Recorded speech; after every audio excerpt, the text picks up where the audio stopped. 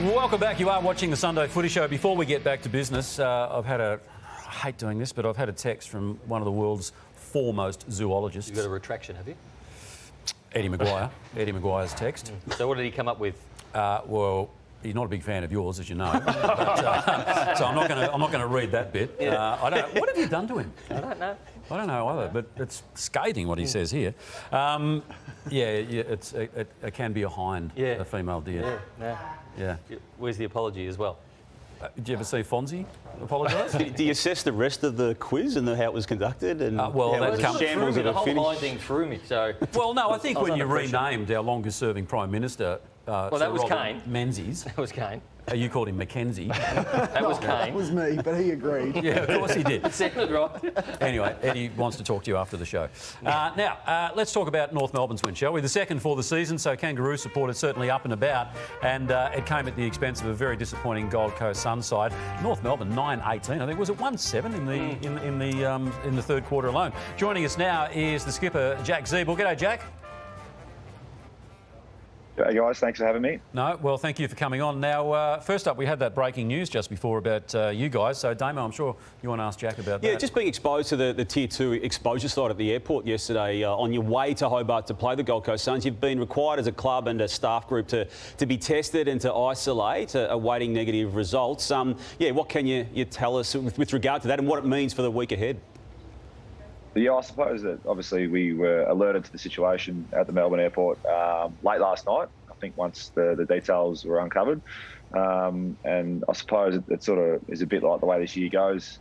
Everything's unexpected, and with the COVID situation, everything evolves very quickly. So we've been advised to get a test this morning first thing and isolate at home until we get a negative result, and then just await further details. But I think with the AFL travel protocols, it's important to note that it's pretty strict when we travel interstate. We flew in and out on the same day yesterday. We also had a chartered flight, and we're required to wear masks at all times throughout the airport as well as on the flight. So fingers crossed, no doubt that all of our test results come back negative, and the week can unfold as planned. Yeah, good luck with that, Jack. You're in career best form at the moment playing down back, but nervous moments yesterday with so many inside 50s. They kicked 5 behinds and you really had to stand up late. It's always clean-handed. Yeah, we did, and I think we learned a pretty valuable lesson a few weeks ago against WWOS down in Hobart with a similar situation, and they didn't get over the line, but they did enough to cause a draw. So it was important that we stood up late, and I think the boys did enough to get the job done, although we're under siege a little bit from a brave Gold Coast.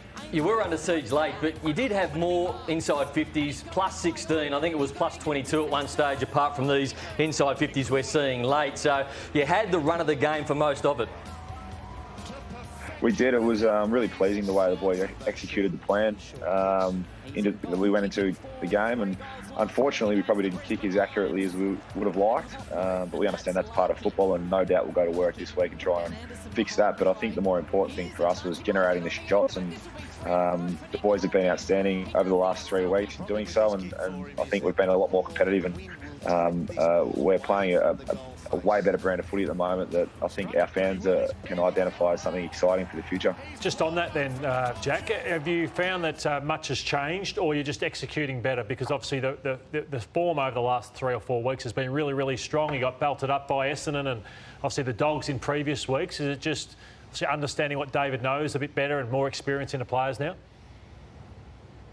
Yeah, I think all the above, Lloydie, to be honest. The first probably 4 to 6 weeks of the season, we were probably underdone, and having a new coach come in a shortened pre-season, along with a few injuries and new coaching staff and new players, it was a bit of a challenge to get that up and running at the start of the year. But every week we've worked our butts off at training, tried to implement the plans best we can each week in games, and I think we've learned valuable lessons week in, week out, and we've come to a point now that the effort and the consistency and effort for us has been really good and really strong, which has enabled us to really, compete hard and implement some stuff that Nobes has been putting in place at training over the last few weeks, and we can see that coming out positively in games, and I think we've probably deserved to win the last few weeks the way we've played, and thankfully on the weekend we got to share that as a group.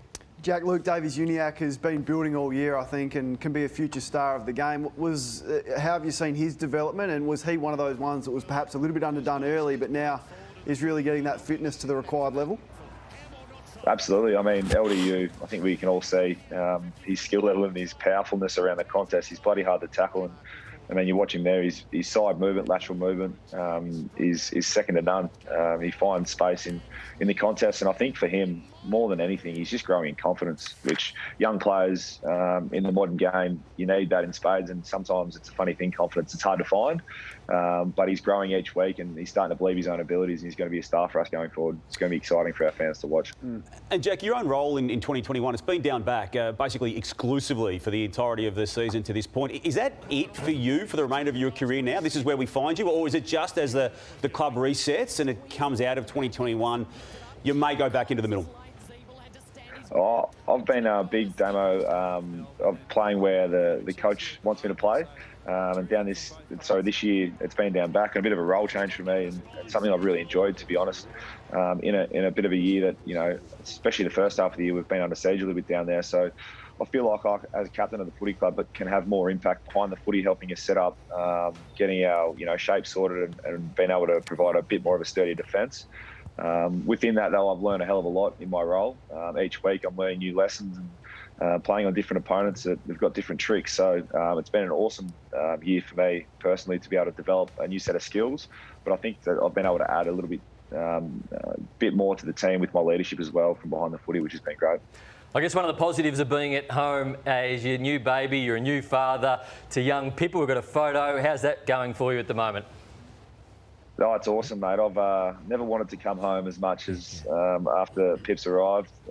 Mum and Bub, Shan and Pip, and obviously our pooch Flash is very excited to have her home. They're all going really well, and I must be pretty clear that I don't do a lot of heavy lifting at night, seeing as though it's footy season. So Shan looks after me quite a bit there, but the time we get to spend together has been awesome, and becoming a dad's been one of the best things that's happened to me in my life. So you didn't do that washing behind you there on the clothes horse? Well, I got told before from my partner to make sure that doesn't get in the shot. So we got this I tell you what, speaking of apparel, that top's got to be one of the best in the AFL, doesn't it? Nice, isn't it? That's a good top. Yeah. Are you looking for a freebie? No, because you know those shirts he was plugging last week that I said were awful. Who are they? Nazario and Sons. Yeah, well, actually, I bumped into one of the family members last night, and yeah, I'm getting some. So anyway, Would have been a good story when we didn't have Jack Ziebell, but let's get into the votes. Let's get into the votes. And I thought Jai Sinkin was really good again. Took Miller, got another 30. Davies Uniacke, we've spoken about him, and Cameron Zurhaar. And Jack, before we let you go, who has been the toughest opponent? You're saying it's a new role for you, and you're playing some tough opponents. Who has been the trickiest one for you this season?